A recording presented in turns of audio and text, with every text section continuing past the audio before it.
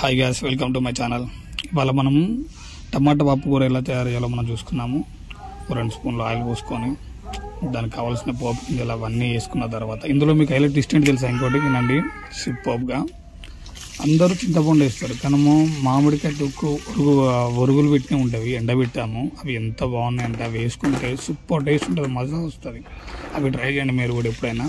So ఇలా అన్ని పోపులన్నీ మొత్తం జీలకర్ర, వెల్లుల్లి, కరివేపా, ఎండుమిర్చి వేసుకున్న తర్వాత మంచిగా పోపు మంచిగా వేగాలి. మంచిగా వేగిన తర్వాత దాన్ని తీసుకొని మంచిగా మిక్స్ చేసుకోవాలంతా.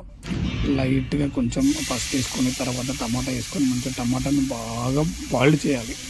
దాని దగ్గర కొంచెం సాల్ట్ కూడా వేసుకోవాలనుకోండి. సాల్ట్ లైట్గా వేసుకొని సాల్ట్ వేసుకున్న తర్వాత లైట్గా మంచిగా చూసుకొని పప్పు ఉడికిన తర్వాత లేదా పప్పుని తీసుకొని పప్పు రెడీగా ఉందా లేదా చూసుకోవాలి. కొంచెం లైట్ కారం వేసుకొని పప్పులో కూడా కొంచెం సాల్ట్ వేసుకోవాలి. లాస్ట్కు మాత్రము కన్ఫామ్గా ఇందులో కొంచెం లైట్ ఇంగువ, నెక్స్ట్ దాంతో కొంచెం మసాలా, ఏమంటే గరం మసాలాని కాదు, ధనియాల పౌడర్ లైట్గా వేసుకొని కొత్తిమీర పైకి వేసి అంత లైట్గా నీట్గా మంచిగా అరేంజ్ చేసుకొని దానిపైన కొంచెం నెయ్యి వేసుకోవాలి.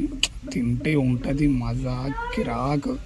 మా పిల్లోడు అప్పటికే అడుగుతూనే ఉండు, డాడీ అయిందా పప్పు అయిందా పప్పు అయిందా అని నా వెంట పడుతూనే ఉన్నాడు.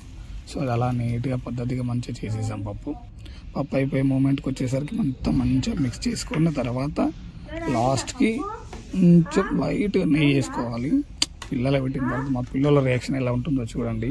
లాస్ట్లో భలే ఉంటుంది.